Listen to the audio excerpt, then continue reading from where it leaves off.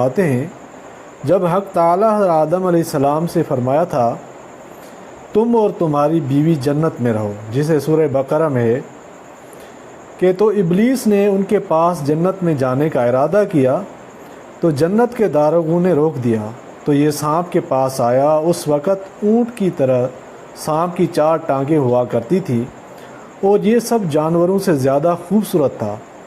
اس سے شیطان نے بات کی کہ اس کو اپنے منہ میں بٹھا لے تاکہ وہ آدم تک پہنچ جائے۔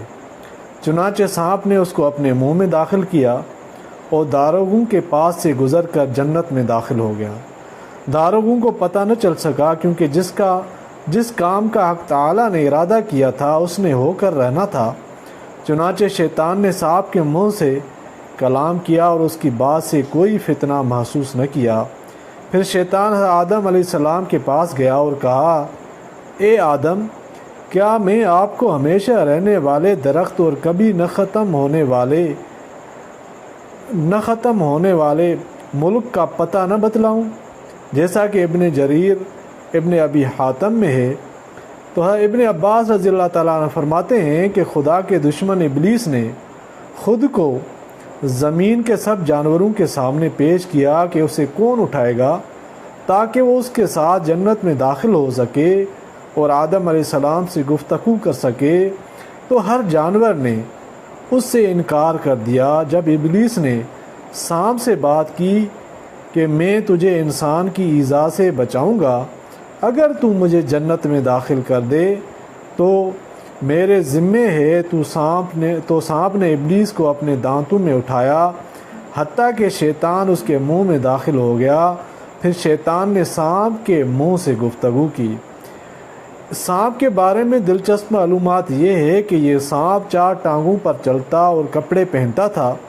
شیطان کا ساتھ دینے سے حق تعالیٰ نے اس کے کپڑے بھی اتار دیے اور ٹانگیں بھی چھین لی اور پیٹھ کے بل چلا دیا۔ ابن عباس رضی اللہ تعالیٰ عنہ فرماتے ہیں، یہ سانپ تمہیں جہاں پر ملے اسے مار ڈالو اور خدا کے دشمن کا اس سے بدلہ چکا دو، جیسا کہ تفسیر عبدالرزاق تفسیر ابن جریر میں ہے۔ ایک محدث بیان کرتے ہیں کہ شیطان جنت میں 4 ٹانگوں والے جانور کی شکل میں داخل ہوا، گویا کہ یہ اونٹ معلوم ہوتا تھا۔ خدا کی اس پر لعنت ہوئی کہ ٹانگیں گر گئی اور سانپ بن گیا۔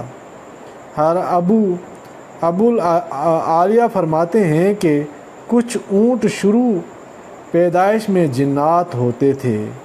یہ سب معلومات صحابہ کرام رضوان اللہ تعالی علیہم اجمعین کی احادیث سے لی گئی ہیں، تو اس میں ایک بہت بڑا سبق اور اہم معلومات ہے۔ اللہ تعالی سمجھنے کی توفیق عطا فرمائے، آمین یا رب العالمین۔